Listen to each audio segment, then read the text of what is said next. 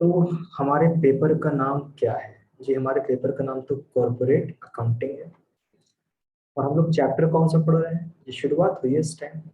और हम लोग जो चैप्टर पढ़ रहे हैं उसका नाम है इंट्रोडक्शन कह लीजिए या बेसिक टर्म्स कह लीजिए। तो बेसिक टर्म्स के बारे में बातें यहाँ पर हो रही है।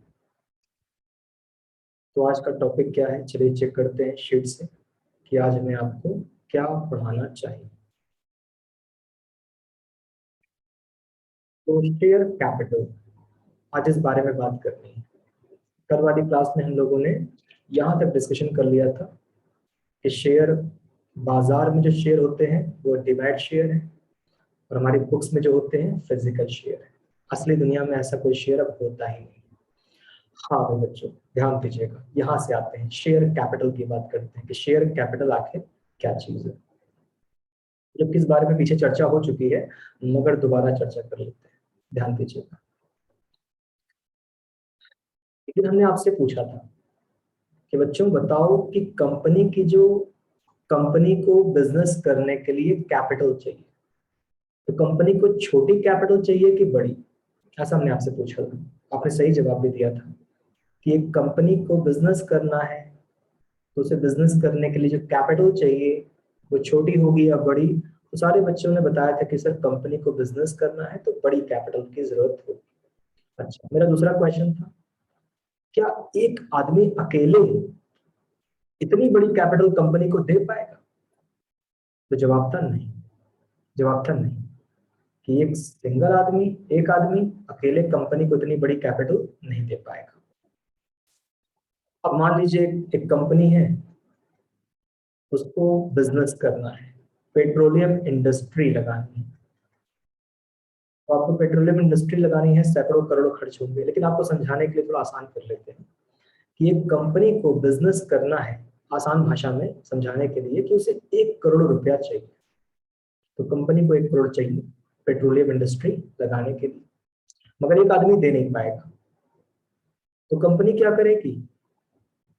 कंपनी क्या करेगी बता रहे हैं आपको। कंपनी बोलेगी हमारा एक शेयर 100 रुपए का है। ठीक, 100 से डिवाइड कर दीजिए, हमारा एक शेयर 100 रुपए का है। और हमारे पास टोटल शेयर, जब आपने 100 से डिवाइड किया तो कितने बन गए? 1 लाख शेयर। तो कंपनी ऐसा करेगी। ऐसा मतलब आपको चाहिए कितना था पेट्रोलियम इंडस्ट्री में? जी, हमें पेट्रोलियम इंडस्ट्री लगाने के लिए 1 करोड़ चाहिए था, और आपने 1 करोड़ को क्या किया? डिवाइड कर दिया 100 से। तो अब आप दुनिया को क्या बता रहे हो? आप दुनिया को बता रहे हो कि हमने कैपिटल के टुकड़े कर दिए। कैपिटल के टुकड़े, हमारे पास कैपिटल के 1 लाख टुकड़े हैं और सबका दाम है 100 रुपया। तो जो ये 1 लाख टुकड़े हैं, कंपनी की कैपिटल के ढेर सारे टुकड़े, तो जो 1 लाख टुकड़े हैं, हर टुकड़ा शेयर के नाम से बुलाया जाएगा। और जो टोटल कैपिटल 1 करोड़ है, वो शेयर कैपिटल के नाम से बुलाया जाएगा। तो टोटल कितनी कैपिटल? 1 करोड़, वो शेयर कैपिटल है। और 1 लाख टुकड़े, 1 लाख टुकड़े वो क्या है? वो शेयर है। तो सारे बच्चे बताओ कि आपको समझ में आ गया कि शेयर क्या है? कैपिटल के छोटे छोटे टुकड़े, हर टुकड़ा शेयर। और शेयर कैपिटल क्या है? जितना पैसा आपने अरेंज किया है टोटल, वो है शेयर कैपिटल। कैपिटल का टुकड़ा क्यों करना पड़ा? क्योंकि 1 करोड़ रुपया एक आदमी नहीं दे पा रहा था। तो कंपनी को अपने कैपिटल के टुकड़े क्यों करने पड़े? क्योंकि एक आदमी इतना पैसा अकेले नहीं दे पा रहा था। लेकिन जब हमने कहा कि 100 रुपए का 100 रुपया दे पाओगे, तो लोग बोले हाँ 100 रुपया दे पाएंगे, हमारा एक शेयर 100 रुपए का है, 100 रुपया लोग बोले दे पाएंगे।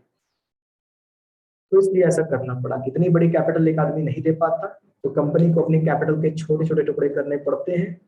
टोटल कैपिटल शेयर कैपिटल कहलाती है, और कैपिटल के टुकड़े शेयर कहलाते हैं। तो हमने आपको ये बता दिया कि कंपनी को 1 करोड़ रुपया चाहिए, इसका नाम हो गया शेयर कैपिटल। तो कंपनी को 1 करोड़ चाहिए, इसका नाम हो गया शेयर कैपिटल। 1 लाख टुकड़े, ये हो गए शेयर, और एक शेयर का दाम 100 रुपया। कोई बच्चा हमको बताए कि ये 3 चीजें हैं, 1 करोड़ रुपया वो तो शेयर कैपिटल है, 1 लाख टुकड़े वो तो शेयर है, 100 रुपए का नाम बताओ कॉर्पोरेट अकाउंटिंग की भाषा में कि 100 रुपए का नाम क्या है? तो हम सभी जान रहे हैं कि एक शेयर 100 रुपए का है, लेकिन 100 रुपए का नाम तो बताओ। देखिए क्या क्या बच्चों ने जवाब दिया है। समीर कहते हैं रेट ऑफ शेयर, शुभांग कहते हैं प्राइस पर शेयर, दो जवाब आए हैं। और कोई हमने पूछा 100 रुपए का नाम क्या है बताओ, दो नाम आए हैं, संतुष्ट नहीं है मुझसे। खुशी पांडे कहती हैं शेयर प्राइस, तीन जवाब आए हैं। चलो देखते हैं ये नाम होना क्या चाहिए। बच्चों इसका नाम है फेस वैल्यू। जो एक शेयर का दाम होता है उसका नाम क्या है, फेस वैल्यू। हिंदी वाले बच्चे इसको बुलाएंगे अंकित मूल्य। तो जो एक शेयर का प्राइस है इसे हम क्या बुलाते हैं, फेस वैल्यू। चलो चलो जरा सा इसके बारे में, किसी ने जवाब दिया है, किसने दिया है, बरखा सेठ ने जवाब दिया है। यहाँ सर फेस वैल्यू। तो बच्चों जो एक शेयर का दाम है, 1 करोड़ रुपया क्या है, आपने कुल मिलाकर 1 करोड़ रुपया मंगवाया है, वो शेयर कैपिटल है। 1 लाख शेयर, 1 लाख शेयर है वो क्या है जी, वो 1 लाख नंबर ऑफ शेयर है, 1 लाख टुकड़े वो नंबर ऑफ शेयर है। और 100 रुपया क्या है, प्राइस, हमारी आपकी भाषा में प्राइस पर शेयर, लेकिन अकाउंटिंग की भाषा में, कॉर्पोरेट अकाउंटिंग की भाषा में वो फेस वैल्यू है। बच्चों अगर आप भी एक कंपनी बनाओगे, अगर आप भी एक नई कंपनी बनाओगे, तो आप रजिस्ट्रार ऑफ कंपनी के पास जाओगे और उससे कहोगे साहब कंपनी बनानी है, डॉक्यूमेंट्स लाए हैं, रजिस्ट्री कर लो। तो जब आप कंपनी की रजिस्ट्री कराओगे तो रजिस्ट्रार साहब आपसे पूछेंगे एक शेयर का कितना दाम रजिस्टर्ड कर दें, एक शेयर का कितना दाम लिख दें। और आप जो तय करोगे उस समय कि सर एक शेयर का दाम 100 रुपये रख दो, या 50 रुपये रख दो, या 20 रुपये रख दो, तो रजिस्ट्री कराते समय जो आपने शेयर का दाम चुना है पर शेयर प्राइस, उसी को बोलते हैं फेस वैल्यू। तो बताओ बच्चों फेस वैल्यू समझ में आई आपको, कि जिस समय आप कंपनी की रजिस्ट्री कराते हो, जिस समय आप एक शेयर का दाम चुनते हो, वो जो आपने वहां प्रोस्पेक्टस मेमोरेंडम सब जगह लिखा है, तो वो क्या होता है, फेस वैल्यू होती है। चलो आगे चलते हैं। तो आप समझ गए कि व्हाट इज शेयर कैपिटल। चलिए आगे बढ़ते हैं। शेयर कैपिटल समझ में आपको आ गई। यहाँ पर शेयर कैपिटल क्या थी, 1 लाख रुपया, 1 करोड़ रुपया क्या थी, वो शेयर कैपिटल थी। शेयर कैपिटल के प्रकार, चलो भाई जरा शेयर कैपिटल के प्रकार देखते हैं कि शेयर कैपिटल कितने तरह की होती है। ध्यान दीजिएगा, 6 तरह की। Authorized share capital, issued capital, subscribed capital, called up capital, paid up capital और reserve capital। 6 तरह की कैपिटल। चलो समझाते हैं। 6 तरह की कैपिटल का मतलब क्या है। पहले क्या बता दें, अथराइज्ड कैपिटल। हम बच्चों से एक बात पूछना चाहेंगे, बच्चों अथराइज्ड कैपिटल का और भी नाम होता है, दूसरा नाम बताओ। अथराइज्ड कैपिटल सबसे ज्यादा फेमस नाम है, मगर हमें और नाम बताओ। किसने बताया, समीर संजीव ने बताया रजिस्टर्ड कैपिटल, नॉमिनल कैपिटल, बरखा ने भी बताया है। चलो बच्चों ने बताना चालू कर दिया है कि सर अथराइज्ड कैपिटल को कुछ लोग रजिस्टर्ड कैपिटल भी कहते हैं, या कुछ लोग अथराइज्ड कैपिटल को नॉमिनल कैपिटल भी कहते हैं। जी हाँ, आप नॉमिनल, नॉमिनल कैपिटल, जी हाँ सही बोला आपने। अथराइज्ड कैपिटल को कुछ लोग रजिस्टर्ड कैपिटल भी बुलाते हैं और नॉमिनल कैपिटल भी बुलाते हैं। होती क्या है, ध्यान देना, होती क्या है। आप एक नई कंपनी बनाना चाहते हो, आप एक नई कंपनी बनाना चाहते हो, कैसे बनेगी। आप एक मीटिंग रखोगे, आप अपॉइंटमेंट, आप जो है मीटिंग रखोगे किसके साथ, आरओसी के साथ, रजिस्ट्रार ऑफ कंपनी। तो आपको एक नई कंपनी बनानी है, आप किससे मिले, आरओसी से मिले, रजिस्ट्रार ऑफ कंपनी। आपने कहा साहब एक नई कंपनी बनानी है, उसने कहा कि कुछ जरूरी कागजात होते हैं, कुछ नेसेसरी डॉक्यूमेंट्स होते हैं, आप वो ले आओ और हम बना देंगे आपकी कंपनी। तो आपने वो सारे डॉक्यूमेंट्स इकट्ठा कर लिए, तो आपने सारे के सारे डॉक्यूमेंट्स इकट्ठा कर लिए, और आपकी, और रजिस्ट्रार साहब बोले क्या भाई डॉक्यूमेंट्स ले आए, हाँ साहब ले आए, ठीक है आपकी कंपनी बना देते हैं।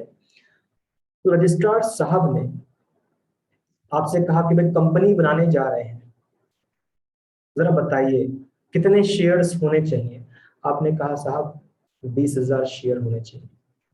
तो रजिस्ट्रार साहब रजिस्ट्री कर रहे हैं, अब कितने शेयर लिख दें, साहब 20,000 शेयर्स लिख दीजिए। अच्छा एक का कितना दाम लिख दे, साहब 100 रुपया, 100 रुपया लिख दीजिए, 100 रुपया लिख दीजिए। अभी हमने बताया था कि फेस वैल्यू बताते हैं। तो ध्यान दीजिएगा, कितने शेयर लिख दें, साहब 20,000 शेयर लिख दीजिए। एक का दाम क्या रख दें, साहब 100 रुपया रख दीजिए। बच्चों जरा मल्टीप्लाई करके बताओ, मल्टीप्लाई करके बताओ कि 20,000 शेयर रख दीजिए नंबर ऑफ शेयर 20,000 और एक का दाम 100 रख दीजिए। कितने हो गए? क्या 20 lakhs हो गए? जल्दी बताओ कि क्या 20 लाख रुपए हो गए? बोलो बोलो बोलो बच्चों। 20 लाख, 20,000 शेयर, 100 रुपए वाले 20 lakhs। तो आपने रजिस्ट्री कराते समय जितनी कैपिटल से रजिस्ट्री करवाई है उसी कैपिटल का नाम क्या है? Authorised capital. कि जब आप रजिस्ट्रार साहब के पास अपनी नई कंपनी का रजिस्ट्रेशन कराने गए थे तो जितने रुपए से आपने रजिस्ट्री कराई 20 लाख रुपए से, ये 20 लाख रुपया क्या है? ये अथोराइज्ड कैपिटल बुला लो, चाहे रजिस्टर्ड कैपिटल बुला लो, चाहे नॉमिनल कैपिटल बुला लो। सारे बच्चे बोलो, यहां तक की चर्चा क्लियर है आपको कि व्हाट इज अथोराइज्ड कैपिटल? एक नई कंपनी जब रजिस्ट्री करवाती है तो टोटल जितनी कैपिटल रखती है उसे बोलते हैं रजिस्टर्ड कैपिटल। मगर बच्चों यहाँ एक बात सुनना, आप सिर्फ कागज भर रहे हो, कागज। ना आपने 20 लाख कहीं, ना आपने कहीं ये 20 लाख दिया है, ना 20 लाख कहीं से आपको मिला है। सुना आपने? ये नहीं कि आप रजिस्ट्रार के पास 20 लाख रुपया लेके पहुंचे हो, आप सिर्फ अभी कागज भर रहे हो। ना आपने 20 लाख रुपया कहीं दिया है, ना 20 लाख आपको मिला है। बस बात समझ आई? ये सिर्फ डॉक्यूमेंट्स में भरी जा रही हैं चीजें।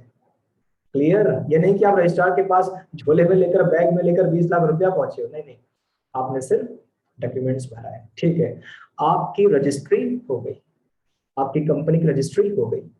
कितने कैपिटल से? 20 लाख। और इस 20 लाख का नाम क्या पड़ गया? Authorised capital. मतलब जितनी कैपिटल से हम रजिस्ट्री कराते हैं वो होता है अथोराइज्ड कैपिटल। अब आप सुनना, इसका असर क्या पड़ेगा? असर, असर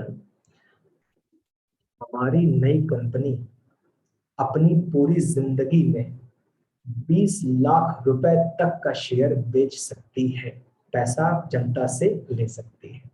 तो हमारी कंपनी अपनी पूरी लाइफ में, अपने पूरे जीवन काल में 20 लाख रुपए तक का शेयर बेचकर जनता से पैसा वसूल सकती है। चलो एक सवाल पूछते हैं। अथोराइज्ड कैपिटल माने maximum limit of issue of share in the life of the company. सवाल मेरा ये है, एक कंपनी की अथोराइज्ड कैपिटल 20 लाख रुपए है, ये कंपनी अपनी लाइफ में 20 लाख रुपए के शेयर बेच सकती है। तो मेरा सवाल है, क्या ये कंपनी, क्या ये कंपनी 25 लाख का शेयर बेच सकती है? क्या ये कंपनी 25 लाख का शेयर बेच सकती है अपनी लाइफ में? जवाब है बिल्कुल नहीं भाई। बार बार तो वही बात हो रही है कि आप अपने पूरे जीवन काल में कितने रुपए का शेयर्स बेच सकते हो? 20 लाख रुपए का शेयर्स बेच सकते हो। अच्छा, अब सुनना बच्चों। अब सन 2015 में रजिस्ट्री करवाए थे, रजिस्टर्ड हुए थे। तो सन 2015 में रजिस्टर्ड हो गए थे और हमारी रजिस्टर्ड कैपिटल या अथराइज्ड कैपिटल कितनी थी? 20 lakhs थी। ठीक है, अब 2015 में हमने 5 लाख के शेयर बेचे, तो हमारा 20 लाख रुपए का शेयर बेच सकते हैं। और कितने का शेयर बेच दिया? 5 लाख का। तो बच्चे हमें बताएं कि हमने 5 लाख का शेयर पब्लिक को बेच दिया है, अभी भी हमारे पास भविष्य में कितना और शेयर बेच सकते हैं? 5 लाख रुपए का शेयर बेच दिया है, अब हम भविष्य में कितना और शेयर बेच सकते हैं? बच्चे कहते हैं 15 लाख। बिल्कुल सही जवाब। सन 2018 में, सन 2018 में हमने 10 लाख का शेयर और बेचा। अब बताओ कितना लिमिट और बची है? सन 2018 में हमने 10 लाख का शेयर और बेचा, अब कितनी लिमिट बची है? एक बार 5 लाख का बेचा, इस बार 10 लाख का बेचा, अब तक आप 15 लाख का बेच चुके हो, अब आपकी 5 लाख की लिमिट और बची है। और अगर आपने फिर 2020 में 5 लाख का शेयर फिर बेच दिया तो अब आपकी कोई लिमिट नहीं बची है। आप अपनी पूरी लाइफ में कुल मिलाकर 20 लाख रुपए तक के शेयर इश्यू करके पब्लिक से पैसा ले सकते हो। तो क्या सारे बच्चों को बात समझ में आ गई कि आप अपने पूरे जीवन काल में कितना मंगवा सकते हो, शेयर बेच सकते हो? 20 lakhs। अथोराइज्ड कैपिटल से ज्यादा आप शेयर इशू नहीं कर सकते। अगर आप कहोगे कि सर क्या अथोराइज्ड कैपिटल को बढ़ाया जा सकता है? सर क्या अथोराइज्ड कैपिटल को बढ़ाया जा सकता है, ऐसा कुछ? तो हम बोलेंगे भाई बढ़ाया तो जा सकता है लेकिन बड़ा टफ कंडीशन है। आपको जाना पड़ेगा किसके पास? सेंट्रल गवर्नमेंट के पास, केंद्र सरकार। आपको उनसे रिक्वेस्ट करनी होगी, साहब जिस समय हम रजिस्ट्री कराए थे कंपनी का साइज छोटा था, अब कंपनी का साइज बढ़ता जा रहा है, हमारी बड़ी मजबूरी है कि हम अथराइज्ड कैपिटल को बढ़ाएं। अगर सेंट्रल गवर्नमेंट ने परमिशन दे दी तो आप अथराइज्ड कैपिटल को बढ़ा सकते हो, अगर वो परमिशन नहीं दिए तो आप बढ़ा नहीं सकते हो। तो वो समझ गए बच्चों कि नामुमकिन नहीं है, सेंट्रल गवर्नमेंट की परमिशन से अथराइज्ड कैपिटल को बढ़ाया जा सकता है, अदरवाइज नहीं बढ़ाया जा सकता। लेकिन वो एक हमने आपको एक्सेप्शन बताया। नॉर्मली बात करो तो अथराइज्ड कैपिटल से ज्यादा के शेयर आप इशू नहीं कर सकते। तो सारे बच्चे बताओ कि क्या आपको अथराइज्ड कैपिटल का मामला क्लियर हो चुका है? बोलो बच्चों। आप बच्चे कह रहे हैं जी सर अथराइज्ड कैपिटल क्लियर है, जितनी कैपिटल से हम रजिस्ट्री कराए हैं उसी को बोलते हैं अथराइज्ड कैपिटल। ठीक है, अब सुनना इशूड कैपिटल। इशूड, आज आप जनता को जितने शेयर बेच रहे हो, आज आप पब्लिक को जितना शेयर बेचना चाहते हो ले लो। आप ऐसे चिल्ला रहे हो हमारे शेयर बिकाऊ हैं ले लो, हमारे शेयर बिकाऊ हैं ले लो। तो आप ऑफर कर रहे हो, बेचना चाहते हो, हाँ बेचना चाहते हो। तो आप जितने शेयर जनता को बेचना चाहते हो, ऑफर कर रहे हो, ले लो ले लो, तो वो क्या होती है? Issued capital.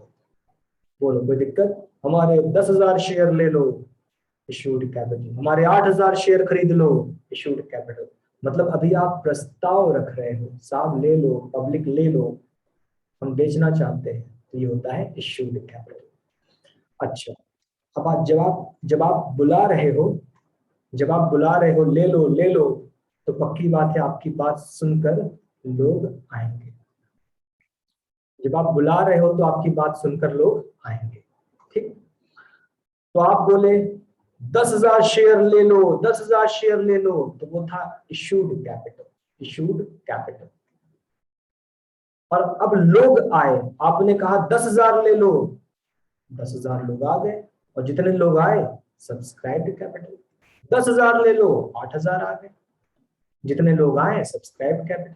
10,000 ले लो, 60,000 लोग आ गए, जितने आए सब्सक्राइब्ड कैपिटल। 10,000 ले लो, 9,000 आए, जितने आए सब्सक्राइब्ड कैपिटल। 10,000 ले लो, 12,000 लोग चले आए। कभी कभी ज्यादा लोग भी आ जाते हैं, अगर आपकी बहुत अच्छी कंपनी है तो भीड़ जुटती है। अभी आपने सुना होगा एक कंपनी है, इंटरनेशनल कंपनी है जोमेटो, उसका आईपीओ आया था। भाई कितना लोग, कितने ज्यादा लोग आए, बहुत ज्यादा लोगों ने अप्लाई किया, कई गुना लोगों ने अप्लाई किया, भीड़ लग गई थी कि वो कह रहे थे 10,000 ले लो, तो मालूम पड़ा 80-90,000 लोग पहुंच गए थे। तो आपने कहा 10,000 ले लो, चले आए 12-14,000 लोग चले आए। अब जितने भी आए, जितने भी आए वो क्या होता है? Subscribed capital. सब्सक्राइब्ड कैपिटल, जितने लोग आए।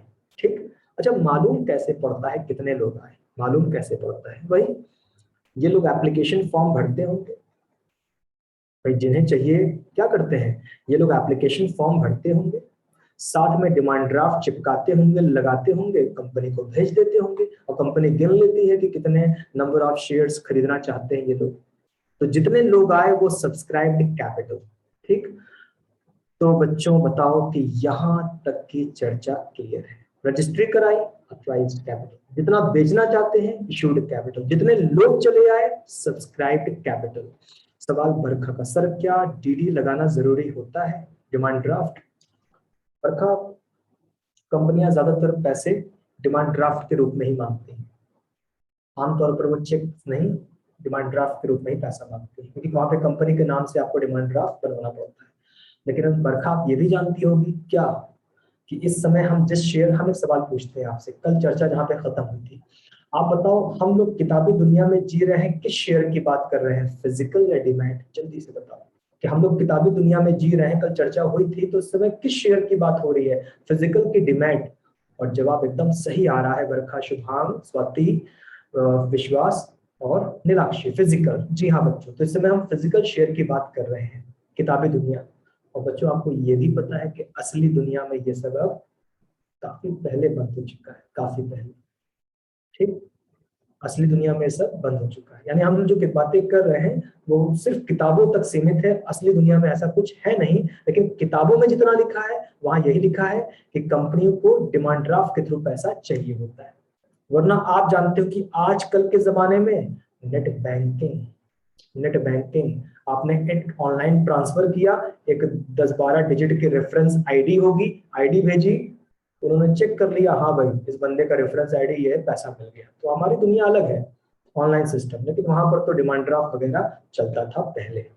आजकल तो सब कुछ ऑनलाइन है। आप पेटीएम भी किसी को करते हो, या गूगल पे, फोन पे करते हो, या अमेजन पे करते हो, तो जब आप पेमेंट करते हो या पाते हो तो एक रेफरेंस आईडी होती है, जो भेजता है उसके पास एक आईडी होती है, अगला मिला लेता है कि पैसा इस नंबर से आया कि नहीं आया। खैर, हाँ भाई क्या बात हो रही थी, सब्सक्राइब्ड कैपिटल की बातें हो रही थी। अच्छा, एक एक बीच में बात यूं ही याद आ गई, बता दे रहे हैं आपको बच्चों।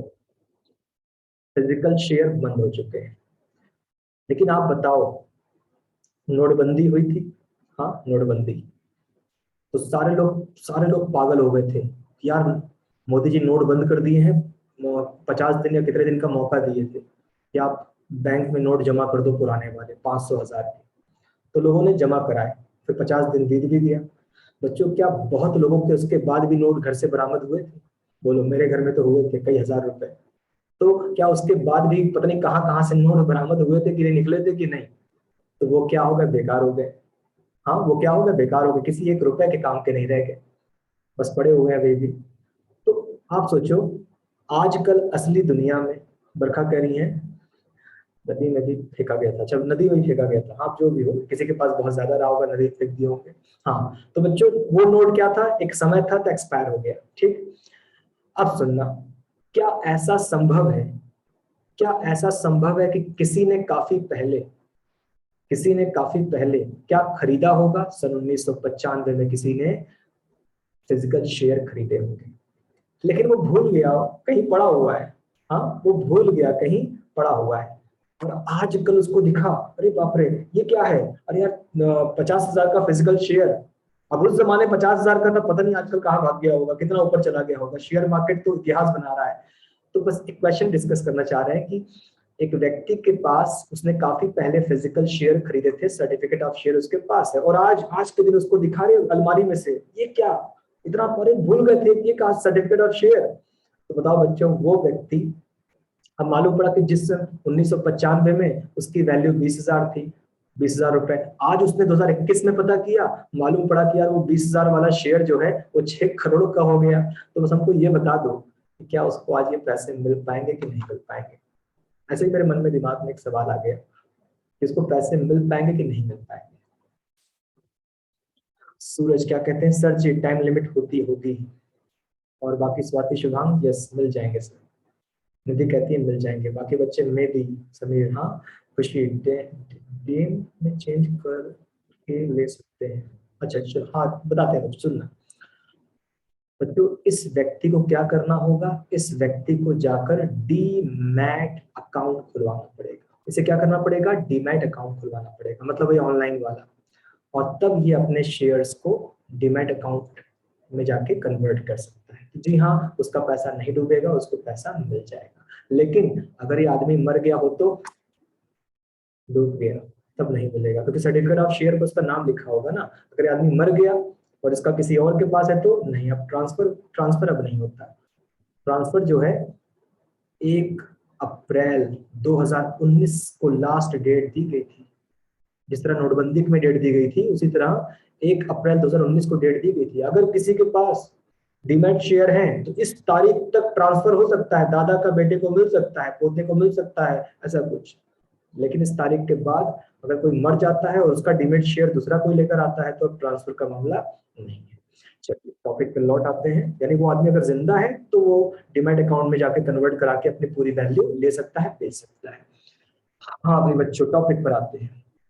टॉपिक पर अथराइज्ड समझा दी, जिस कैपिटल से रजिस्ट्री करवाते हैं। इशूड समझा दी, कंपनी चिल्ला रही है ले लो बिकाऊ है ले लो। सब्सक्राइब्ड, पब्लिक ने जितना एप्लीकेशन फॉर्म भेजा, जितना पब्लिक खरीदना चाहती है। खराब कंपनी है तो कम लोग मिलेंगे, अच्छी कंपनी है तो ज्यादा लोग मिलेंगे। अच्छा, कॉल्ड अप कैपिटल की बात सुनना।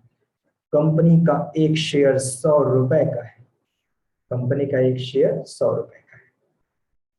कंपनी बोली 100 रुपया दे दो, 100 रुपया पूरा दे दो, कॉल्ड अप कैपिटल। या कंपनी बोली 80 दे दो 20 बाद में लेंगे, 80 रुपया कॉल्ड अप कैपिटल, या 60 दे दो 40 बाद में मांगेंगे, तो 60 कॉल्ड अप कैपिटल। आज जितना रुपया मंगवाया वो है कॉल्ड अप कैपिटल। बोलो कॉल्ड अप कैपिटल क्लियर। 100 दे दो 100 कॉल्ड अप, 80 दे दो 20 बाद में देखेंगे, 80 कॉल्ड अप, 50 दे दो 50 बाद में देखेंगे, 50 कॉल्ड अप। कॉल्ड जितना कंपनी आज मंगवा रही है कॉल्ड अप। ठीक। अच्छा, पेड अप, आपका मांगना एक अलग बात है और आपको मिलना एक अलग बात है। आपने दोस्त से कहा यार 50 रुपया दे दो, उसने कहा यार 40 ले लो 10 बाद में देंगे। हाँ, तो आपने दोस्त से कहा 50 दे दो, उसने कहा 40 ले लो 10 बाद में देंगे। तो कभी आप मांगते कुछ और हो मिलता कुछ और है। या ऐसा भी हो सकता है यार 50 दे दो, हाँ हाँ बिल्कुल 50 ले लो, तो कभी आप मांगते जितना हो उतना मिल जाता है। तो बच्चों कभी कभी मांगते हो जितना उतना नहीं मिलता, कम मिलता है, या मांगते हो जितना बराबर मिलता है। बताओ सहमत हो कि नहीं हमारी इस बात से कि आप जितना मांगे हो कभी मिल भी जाता है, कभी आप जितना मांगते हो उससे कम भी मिलता है, पूरा पैसा नहीं मिलता। तो जितना पैसा आपको आज मिला है, जितना पैसा कंपनी ने आज प्राप्त किया है उसको बोलते हैं पेड अप कैपिटल। बोलो बात समझ आई आपको कि जितना पैसा कंपनी को आज मिला है वो क्या कहलाता है? Paid up capital. कभी कभी पूरा भी मिल जाता है, कभी कभी पूरा नहीं भी मिल पाता। पूरा क्यों नहीं मिल पाता? जी, सामने वाला लापरवाह है, वो डेट मिस कर गया, सामने वाला बदमाश टाइप का है, दे ही नहीं रहा है, या सामने वाला एक्सीडेंट हो गया हॉस्पिटल में पड़ा है उसको पता ही नहीं, मजबूरी में भी हो सकता है, सब कुछ भी हो सकता है। तो अनेक कारण होते हैं कि कंपनी को पूरा पैसा नहीं मिल पाता, और जितना मिला है वो क्या कहलाएगा? पेड अप कैपिटल कहलाएगा। बच्चों 5 कैपिटल तक तो कुछ पूछना है बताओ, अदरवाइज हम आपको छठवीं कैपिटल डिफाइन करें। 5 तक कुछ पूछना है, क्रॉस क्वेश्चन है तो बताओ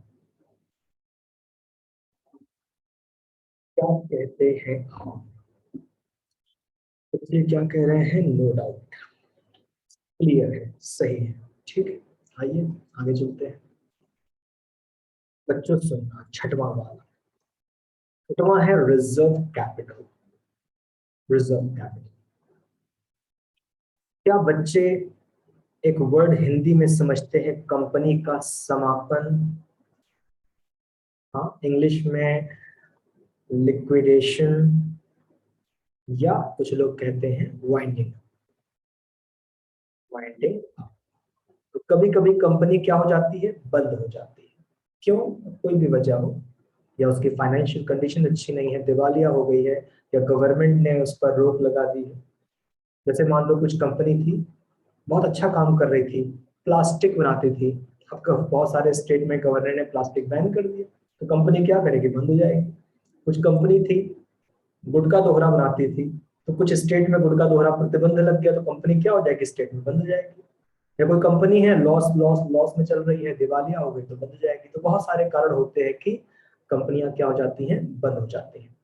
एक कंपनी थी कोडक, हाँ, कोडक थी, कैमरा रील वगैरह बनाती थी, लेकिन जब टेक्नोलॉजी वाला जमाना आया, फोटो खींचो रील रील धुलवाओ, जमाना चला गया, तो कोडक दिवालिया हो गई। तो अक्सर कंपनियां क्या होती हैं? बंद हो जाती हैं। तो हमारे इस पॉइंट नंबर 6 का संबंध किससे है? किसी कंपनी के बंद होने से। ठीक, सुनिएगा ध्यान से। अब हम छठवा बता रहे हैं शुरू से, कंसंट्रेट करिए। एक कंपनी, सुनिए बहुत ध्यान सुनिएगा, एक कंपनी ने शेयर इशू किए, एक कंपनी ने शेयर इशू किए, मान लेते हैं 1,00,000 रुपए के, और ये भी क्लियर कर दे रहे हैं 10,000 शेयर, और एक का दाम 100 रुपये। तो एक कंपनी ने एक शेयर कितने इशू किए? शेयर ले लो 10,000 शेयर, 10 रुपए वाले 1,00,000 रुपए के शेयर ले लो, इशू किए। ठीक, और कंपनी को सारे लोग मिल भी गए, कंपनी को 10,000 लोग मिल भी गए। लेकिन कंपनी ने कहा 1,00,000 रुपया चाहिए। कंपनी बोली अभी हमें आप 90,000 रुपया दे दो। तो कंपनी उन लोगों से बोली कि आप अभी हमें 90,000 दे दो। तो लोग पूछे 10,000 कब लीजिएगा? कंपनी बोली हमें 1 लाख रुपए में 90,000 दे दो, तो लोग पूछे कि 10,000 कब लीजिएगा? कंपनी बोली कभी नहीं। लोग हो गए परेशान। कंपनी बोली 1 लाख रुपया चाहिए मगर आप 90,000 दे दो। पब्लिक बोली 10,000 कब देना है बताओ, ताकि हम मेंटली रेडी रहे, इंतजाम करके रखें। कंपनी बोली 10,000 कभी नहीं। पब्लिक बोली अरे कभी तो। कंपनी बोली जब तक हम जीवित हैं कभी नहीं, लेकिन जिस दिन बंद हो गए, अगर अगर बंद हो गए तो 10,000 मंगा लेंगे। तो कंपनी बोली कि जब तक जीवित है तब तक तो नहीं मांगेंगे, लेकिन अगर मान लो हमारी किस्मत खराब रही, भविष्य में हम बंद हो गए, समापन हो गया, लिक्विडेशन हो गया, तो समापन पर मंगवा लेंगे। तो ऐसा 10,000 जो जीवन काल में मंगाया नहीं जाएगा, लेकिन बंद हो गए तो आपको देना होगा। तो इस 10,000 कैपिटल का नाम क्या है? Reserve capital. सारे बच्चे बताओ कि आपको रिजर्व कैपिटल का मतलब समझ में आ गया? बोलो बच्चों कि आपको रिजर्व कैपिटल का मतलब समझ में आ गया? हाँ बच्चे कह रहे हैं जी सर, समझ में आ गया कि 1 लाख रुपए में 90 तो तुम दे दो, लेकिन 10,000 मांगेंगे ही नहीं। अगर हम जब तक जीवित हैं, लाइफ है, तब भी नहीं मांगेंगे, लेकिन बंद हो गया, समापन हो गया, वाइंडिंग अप हो गया तो मंगवा लेंगे। तो ये पैसे जो रिजर्व करके रखे हुए हैं, बुरे वक्त में मंगाए जाएंगे। बुरे वक्त में, बुरा वक्त माने बंद होना, तो वो होता है रिजर्व कैपिटल। तो इसे बोलते हैं रिजर्व कैपिटल। अब ऐसा नहीं है कि सारी कंपनियां ऐसा करती हैं। जितना हमने देखा बच्चों, कुछ कुछ कंपनियां ऐसा बिजनेस करती हैं जो बड़ा रिस्की बिजनेस होता है। कुछ कंपनियां ऐसा बिजनेस करती हैं जो बड़ा रिस्की बिजनेस होता है। और मेरे हिसाब से रिस्की बिजनेस, कंपनियों के दो रिस्की बिजनेस। एक बैंकिंग बिजनेस है जो बहुत रिस्की होता है, एक इंश्योरेंस का बिजनेस जो बहुत रिस्की होता है। तो दो बिजनेस ऐसे हैं जो बहुत ज्यादा रिस्की होते हैं, बैंकिंग और इंश्योरेंस। क्यों? अब आप ही बताओ बच्चों। आपने नीरव मोदी का नाम सुना होगा, जो 12,500 करोड़ रुपया लेकर भाग गए ब्रिटेन। आपने विजय माल्या का नाम सुना होगा, 9,000 करोड़ लेकर भाग गए। आपने मेहुल चौकसी का नाम सुना होगा। आपने ऐसे बहुत लोगों का नाम सुना होगा जो बैंकों का बहुत ज्यादा पैसा लेकर भाग गए, हजारों हजारों करोड़। तो बैंक वाले लोन बांटते हैं, ब्याज वसूलते हैं, लेकिन जब लोन बांटते हैं तो लोन डूबता भी है। लोन डूबता भी है। लोन डूबता है तो बैंकों की हालत खस्ता हो जाती है। तो कौन सा बिजनेस बहुत रिस्की है? बैंकिंग बिजनेस, क्योंकि वो लोन बांटते हैं और लोन के डूबने की संभावना बहुत ज्यादा होती है। तो बैंकों के डूबने की संभावना बहुत ज्यादा होती है। तो एक तो ये बड़ा रिस्की बिजनेस है कि इसके बंद होने की बहुत ज्यादा संभावना है, बैंकिंग बिजनेस। तो बच्चों, आप यकीन मानना, हम आपको बताते हैं इस समय इंडिया के जितने बैंक हैं, मगर जितने माने सरकारी, state bank of India, union bank of India, Punjab national bank, सब के सब अंदर से खोखले हैं। अगर कभी आप डिटेल में उनका आप देख लो, उनका फाइनेंशियल स्टेटमेंट, सब अंदर से खोखले हैं। पैसे ही नहीं उनके पास। तो सरकारी है इसलिए सरकार चला रही है फंड, समय समय पे फंड्स देती रहती है उनको। फिलहाल तो बैंकिंग बिजनेस बहुत रिस्की होते हैं, इनके डूबने का बहुत खतरा होता है। एक बार आपके बचपने में सन 2008 में महामंदी आई थी भारत में, बहुत तगड़ी मंदी मंदी आई थी जो यूएसए से चली थी। और यूएसए का सैकड़ों साल पुराना बैंक लेहमैन ब्रदर्स ऐसे करके कुछ नाम था उसका, वो दिवालिया हुआ था। पूरे विश्व को में संकट आ गया था उस समय, बहुत सारे बैंक उस समय इंसॉल्वेंट हुए थे, बंद हुए थे। तो बैंकिंग बिजनेस बहुत रिस्की होते हैं, इनके डूबने की बहुत ज्यादा संभावना होती है। तो ये लोग क्या मेंटेन करते हैं? Reserve capital. ये अपने शेयर होल्डर से कहते हैं भाई आज पूरा मत दो, कुछ तुमसे बंद हो गए तो मंगवाएंगे, बुरे वक्त में देना जब हमें काम पड़ेगा। और उसी प्रकार इंश्योरेंस कंपनी भी बहुत ज्यादा रिस्की होती है, बहुत ज्यादा। ये कहते क्या है? 2,000 रुपया दो प्रीमियम, और अगर तुम्हें नुकसान हुआ तो 1 लाख देंगे। बताओ बच्चों, ऐसा कुछ होता है कि नहीं कि हर साल तुम 2,000 रुपया दो, एग्जाम्पल दे रहे हैं लगभग, तुम हर साल 2,000 रुपया दो प्रीमियम, और तुम्हें नुकसान हुआ तो 1 लाख रुपया भर देंगे हम, ऐसा कुछ बताओ।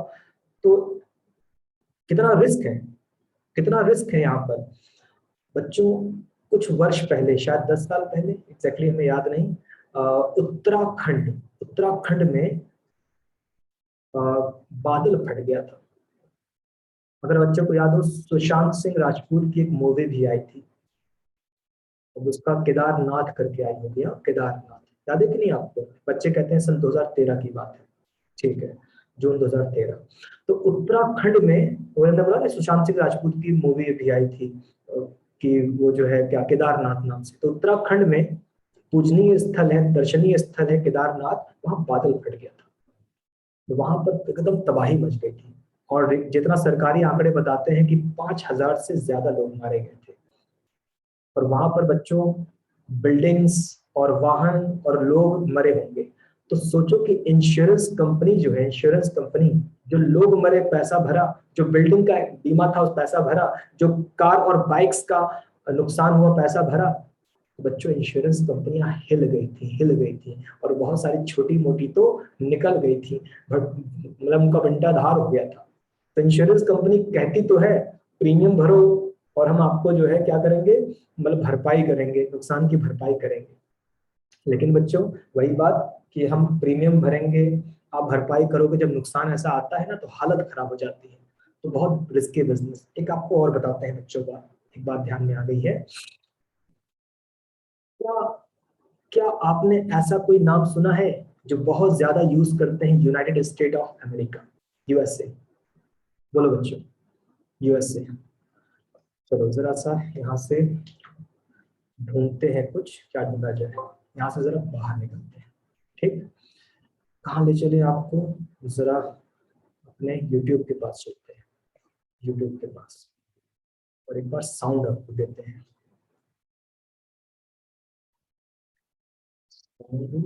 जी हाँ, तो यूट्यूब पे कहाँ चला जाए भाई, तो चलते हैं 9/11 पर चलते हैं।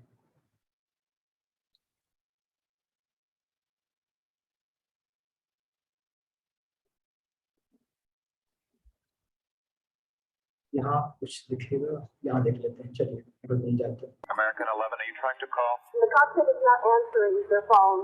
Our number 1 has been staffed and our 5 has been staffed. I'm going to call from Washington. I am a situation with American 11, a possible hijack. What's going on, Betty? The crap is erratic again. Problem, very erratic.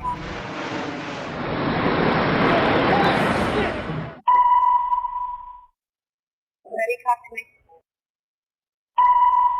Betty, are you there? Betty?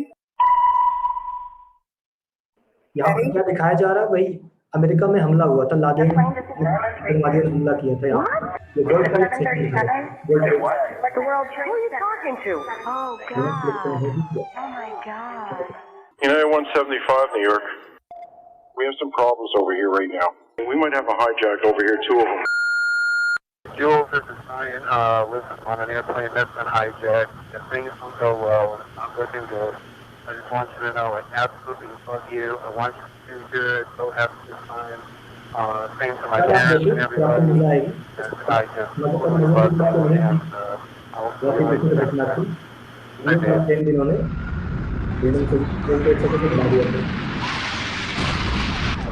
बच्चों यहाँ से बाहर निकलते हैं, ये world trade centre. All the elevators are blocked out.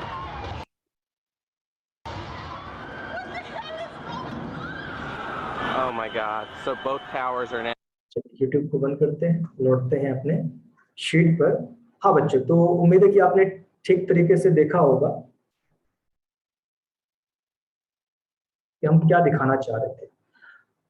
जो बात थी वहां पर world trade centre, United state of America में एक आतंकवादी था, मर चुका है, ओसामा बिन लादेन। क्या बच्चों ने नाम सुना है कि नहीं? तो वर्ल्ड ट्रेड सेंटर, अभी आपने देखा कि 2 बिल्डिंग उड़ी थी, 2 भवन, दोनों वर्ल्ड ट्रेड सेंटर के नाम से फेमस थे। तो अमेरिका में बहुत बड़ी बिल्डिंग थी, वर्ल्ड ट्रेड सेंटर सरकारी बिल्डिंग थी, और ओसामा बिन लादेन के लोगों ने फ्लाइट्स को, एक नहीं 2 फ्लाइट्स को हाईजैक किया, अपहरण किया और जाकर भिड़ा दिया वर्ल्ड ट्रेड सेंटर में। और वर्ल्ड ट्रेड सेंटर पूरा जमीन में आ गया, इतना बड़ी बिल्डिंग ध्वस्त हो गई, खत्म हो गई। मगर बच्चों उसका क्या था? इंश्योरेंस था, बीमा। उसका क्या था? बीमा था। तो किसी बीमा कंपनी ने वर्ल्ड ट्रेड सेंटर का क्या कर रखा था? बीमा। उसने सोचा कि किसकी औकात है कि अमेरिका की बिल्डिंग गिरा दे, तो उसने बीमा किया हुआ था। और उनसे मतलब कई लाख डॉलर का प्रीमियम वसूलती थी हर साल। तो जब वर्ल्ड ट्रेड सेंटर ध्वस्त हुआ तो सीधी सी बात है कि बीमा कंपनी ने क्या कहा था कि वर्ल्ड ट्रेड सेंटर को कुछ होगा तो हम भरपाई करेंगे, प्रीमियम वसूल रहे थे। और भैया जब वर्ल्ड ट्रेड सेंटर गिर गया तो इंश्योरेंस कंपनी को वर्ल्ड ट्रेड सेंटर की को भरपाई करनी पड़ी। भरपाई की इन्होंने, इन्होंने की भरपाई। कैसे? कंपनी बिक गई, बंद हो गई, बिक गई, दिवालिया हो गई। तो बच्चों हम क्या बता रहे थे आपको कि कुछ बिजनेस ऐसे होते हैं जो क्या होते हैं, बड़े रिस्की होते हैं। बैंकिंग बिजनेस और इंश्योरेंस बिजनेस कि आप बहुत रिस्क ले रहे हो। वो लोन बांट रहे हैं, तुम बीमा कर रहे हो, उनका लोन डूबेगा वो जाएंगे और तुम बीमा कर रहे हो। अगर मुसीबत आई, अगर भरना पड़ गया तो हालत खराब हो जाएगी, कभी ना कभी ऐसा होता है। तो ये कंपनियां जानती हैं कि भाई बहुत रिस्की काम कर रहे हैं, बहुत रिस्की। ये लोग क्या करते हैं, ये लोग रिजर्व कैपिटल मेंटेन करते हैं कि अपनी पूरी कैपिटल ना मंगवा कर ये क्या करते हैं, अपनी पूरी कैपिटल नहीं मंगवाते, कुछ रोक लेते हैं, स्टोर कर लेते हैं, रिजर्व कर लेते हैं और कहते हैं बंद हो गए तो बुरे वक्त में देना, नहीं बंद हुए कभी मत देना। क्या बच्चों को यहाँ तक का टॉपिक समझ में आ गया है? क्या आप सभी को यहाँ तक कोई क्वेश्चन पूछना है तो बताइए, वरना हम नेक्स्ट शीट पर चलना चाहेंगे। बच्चों बोलो क्या कहते हैं, कोई क्वेश्चन है बच्चों? चलो बच्चे कह रहे हैं नहीं सर सब कुछ क्लियर है, कोई क्वेश्चन नहीं है, समझ में बात आ गई। रिजर्व कैपिटल हर कोई मेंटेन नहीं करता, कुछ कंपनियां मेंटेन करती हैं। आइए बच्चों आगे चलते हैं और यहाँ इस चार्ट पर आते हैं। ठीक, इस चार्ट पर, इस चार्ट में देखिए आपको सब दिख रहा है। सब मतलब जैसे यहाँ क्या था, authorised, issued, subscribed, called up, paid up, reserve. तो यहाँ देख लो, यहाँ सब दिख रहा है आपको। यहाँ यहाँ अथोराइज्ड वाले भी हैं, issued, subscribed, called up, paid up वाले भी हैं, और कुछ ऐसे भी हैं जिनका नाम ही वहां पर नहीं आया था। तो आइए जरा आगे चलते हैं। इस चार्ट को समझाने के लिए बच्चों हम मान लेते हैं कि बिल्कुल नई कंपनी है। तो ये चार्ट समझाने के लिए हमें क्या मानना पड़ेगा, एकदम नई कंपनी है। अब सुनिए, क्या सारे बच्चे रेडी हैं इस चार्ट को समझने के लिए? हम समझाना शुरू करें? बोलो, हम शुरू करें? चलो, कंफर्मेशन आ गई, शुरू करिए। ध्यान देना, एक नई कंपनी है, बिल्कुल नई नई कंपनी है। रजिस्ट्रार साहब के पास पहुंची, रजिस्ट्रार ऑफ कंपनी। रजिस्ट्रार साहब नई कंपनी बनानी है, पूरे डॉक्यूमेंट्स जमा कर दो, जो जो है नेसेसरी डॉक्यूमेंट्स, हो जाएगा, रजिस्ट्री कर देंगे। तो उन्होंने रजिस्ट्री, तो इन्होंने सारे डॉक्यूमेंट्स इकट्ठा कर लिए, रजिस्ट्री हो रही है। हाँ भाई बताओ साहब, 20,000 शेयर, ठीक है, 20,000 शेयर, 100 रुपए वाले। आप रजिस्ट्री कर दीजिए, 20,000 शेयर 100 रुपए वाले। इसका मतलब हम अपनी पूरी जिंदगी में कितने के शेयर इश्यू कर सकते हैं? 20,000 शेयर 100 वाले, यानी 20 लाख रुपए के शेयर आप इश्यू कर सकते हैं। ठीक, तो आप रजिस्ट्री करा के चले आए। बच्चों से मेरा सवाल, क्या आपने पैसे दिए हैं या सिर्फ डॉक्यूमेंट्स फिलअप किया है? क्या रजिस्ट्रार के पास पैसे जमा किए हैं आपने 20 लाख? जैसे जैसे डॉक्यूमेंट्स में बात चल रही है। हाँ, और बच्चे कहते हैं सर केवल डॉक्यूमेंट्स में बात चल रही है, कोई पैसे वैसे थोड़ी ना दिए हैं। क्या मतलब इस बात का कि 20,000 शेयर 100 वाले, अथराइज्ड कैपिटल 20 लाख रुपए? अरे यही मतलब कि हम अपने पूरी लाइफ में कितने रुपए के शेयर बेच सकते हैं? हम अपनी पूरी लाइफ में 20 लाख रुपीस के शेयर बेच सकते हैं। ठीक, अब आप वापस आ गए, अब आप वापस आ गए। आपने रजिस्ट्री करवाई थी सन 2016 में, ठीक है, तो आपने रजिस्ट्री करवाई थी ईयर 2016।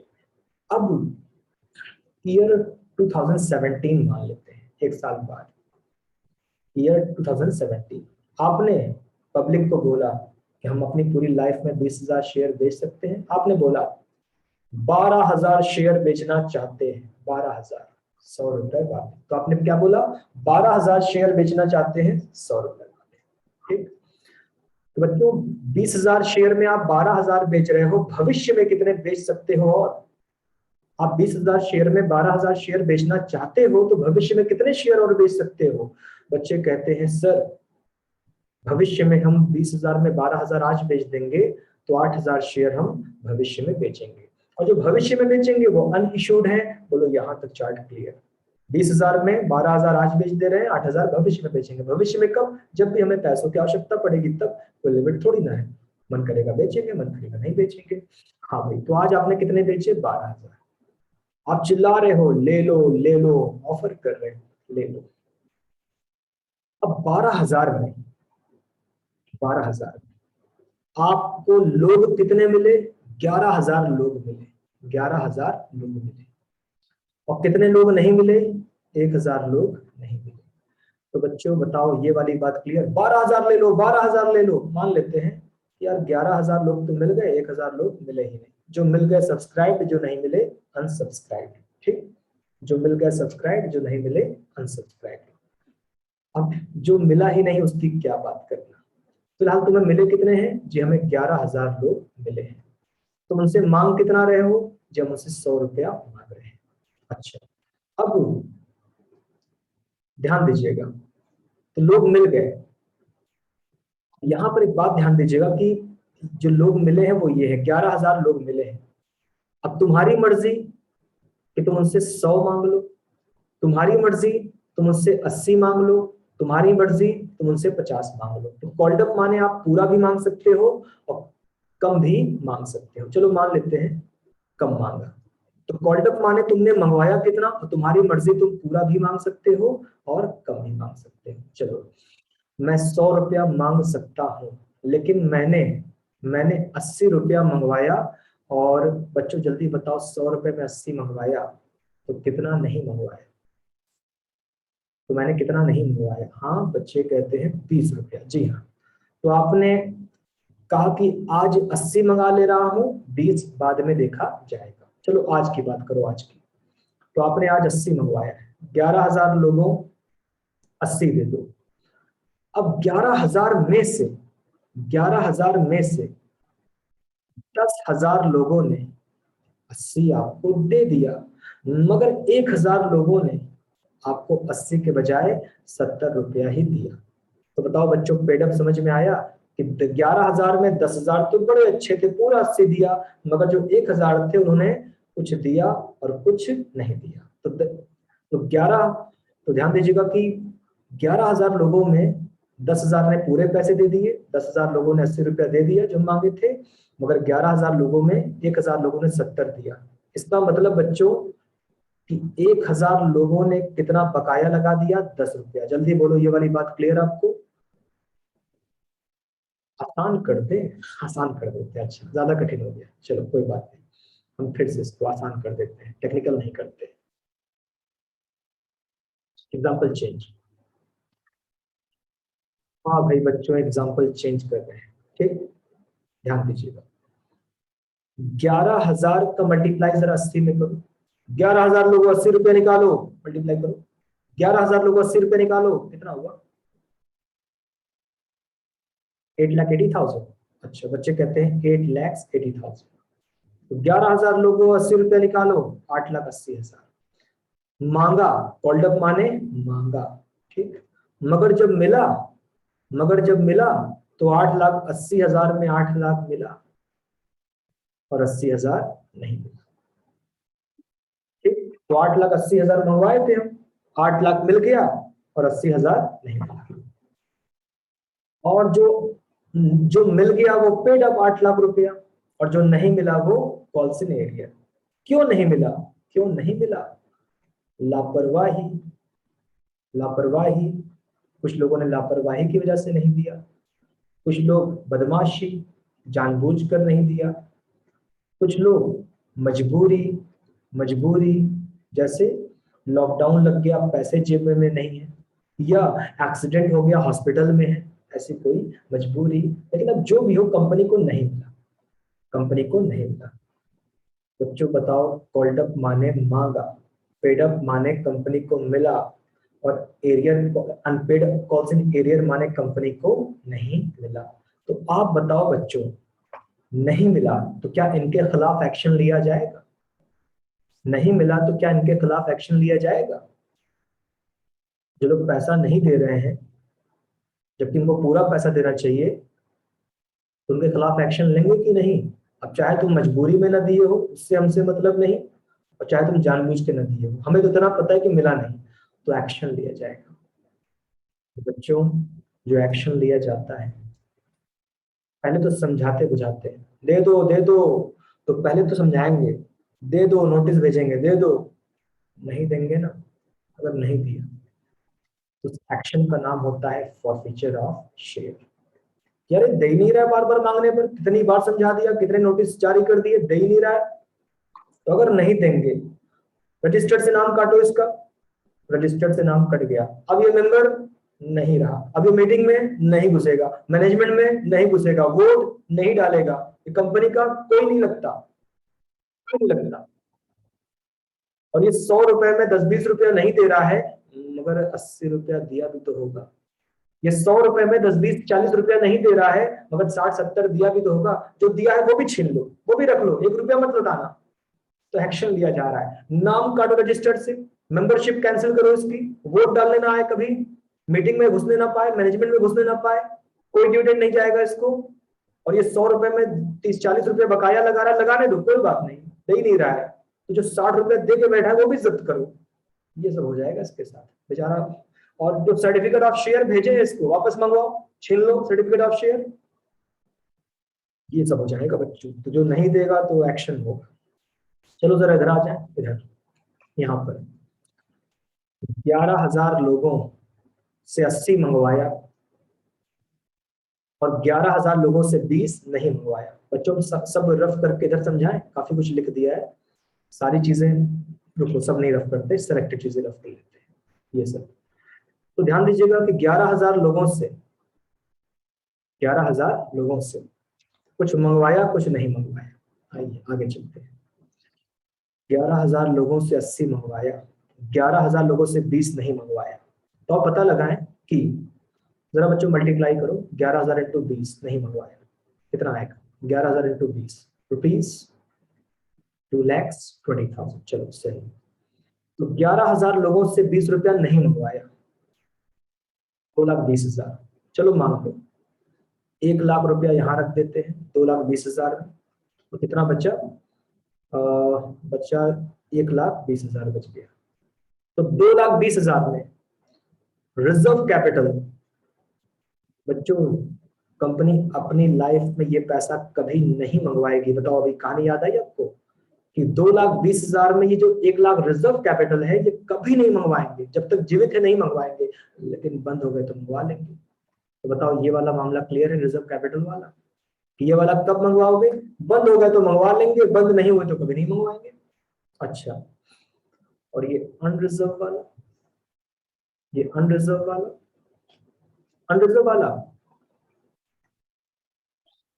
विद इन 12 मंथ्स, ये तो 12 महीने में मंगवा लेंगे। विद इन 12 मंथ्स, ये कब मंगा लेंगे? 80 रुपया आज मंगाया है, बाकी ये वाला पैसा विद इन 12 मंथ्स, 12 महीने में मंगवा लेंगे। सभी बच्चे बताएं कि आपको ये चार्ट समझ में आ गया, क्या चक्कर होता है, इस चार्ट किस तरीके से बनाया जाता है। बोलो बच्चों कि आपका कंसेप्ट क्लियर है, आपको बात समझ में आ गई है कि मामला क्या है। पहले हमने आपको 6 तरह की कैपिटल बताई, फिर हमने आपको ये चार्ट के जरिए बता दिया। अब आपके कोई क्रॉस क्वेश्चन है तो आप पूछ सकते हैं बच्चों, बताइए क्या जानना चाहते हैं। रोल नंबर नहीं लिख रहे हो अभी तक, पता नहीं क्या बात है, लापरवाही। रोज हम समझाते हैं, रोज रोल नंबर नहीं लिखते हो, रोल नंबर लिख के आया करो। हाँ भाई बच्चों, कोई क्वेश्चन या नहीं, बताओ क्या कहते हो? नहीं, कोई सवाल नहीं आ रहे, ठीक है। आइए आगे चलते हैं। बच्चे कहते हैं चीजें क्लियर है। अब इश्यू प्राइस बचा है, कैपिटल रिक्वायर्ड बची है, मेमोरेंडम आर्टिकल्स, ये सब चीजें बची हैं, ठीक है। आगे थोड़ा सा और बता दें फिर आपको, ध्यान दीजिए। हाँ, बात करते हैं इस टॉपिक की।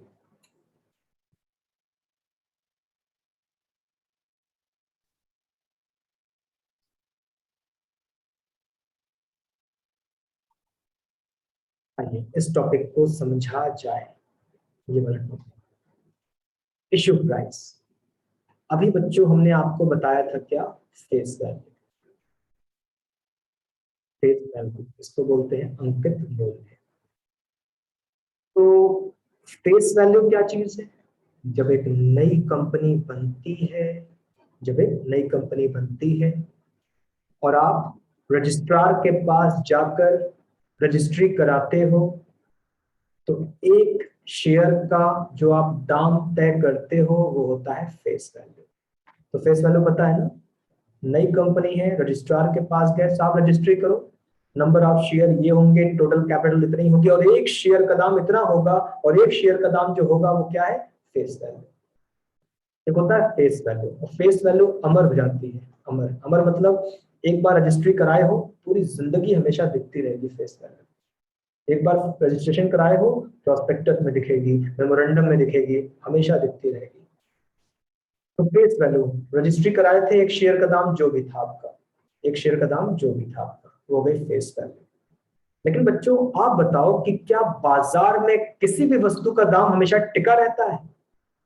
बाजार में, मार्केट में किसी भी सामान का दाम हमेशा टिका रहता है? नहीं।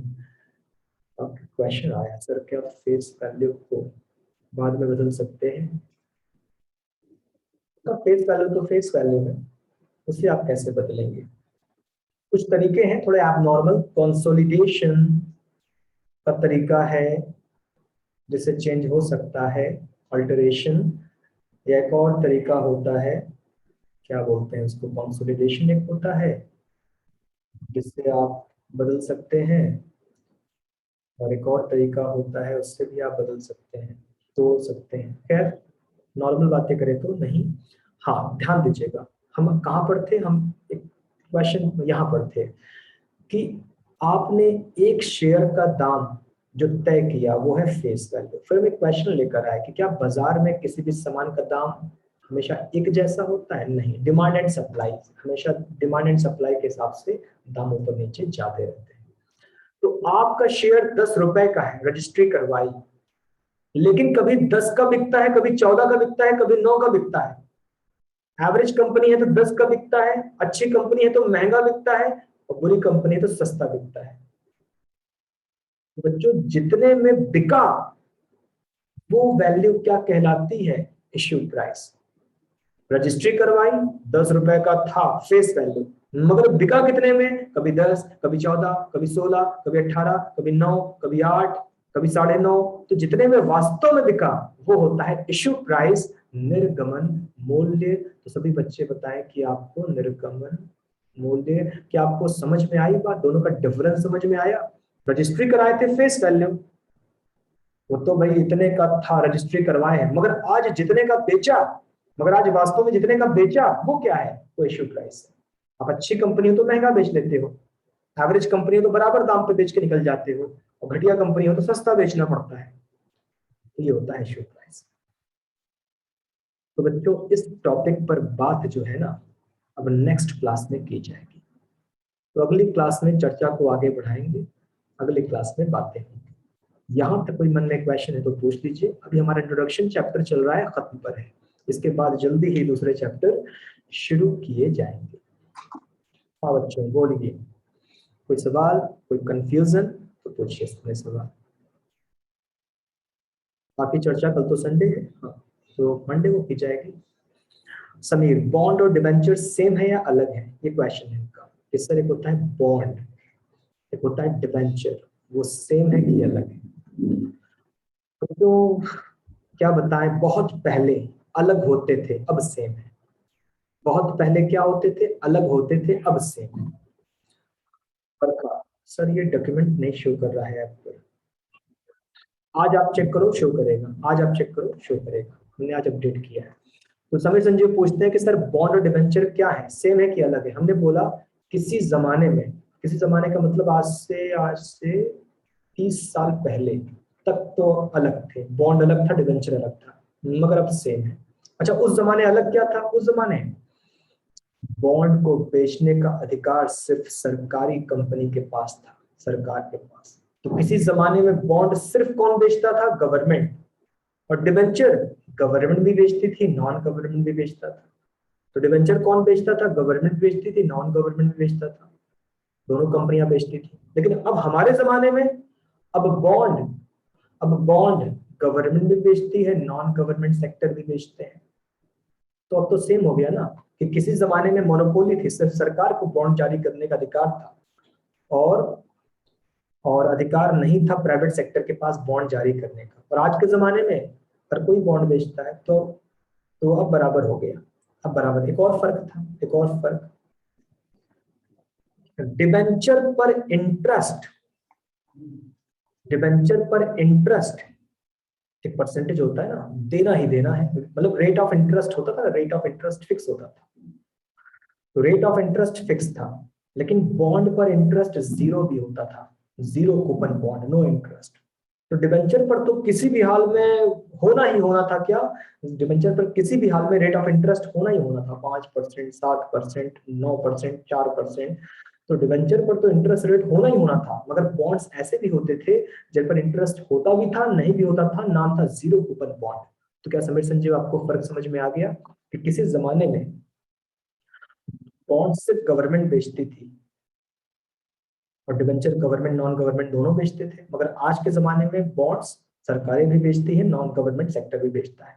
और किसी जमाने में डिबेंचर पर इंटरेस्ट रेट था, बॉन्ड्स पर जीरो था, जीरो कूपन बॉन्ड, मगर अब दोनों में, यानी कहने का मतलब किसी जमाने में दोनों अलग थे, आज के जमाने में दोनों सेम है, बॉन्ड्स डिबेंचर कॉमन है।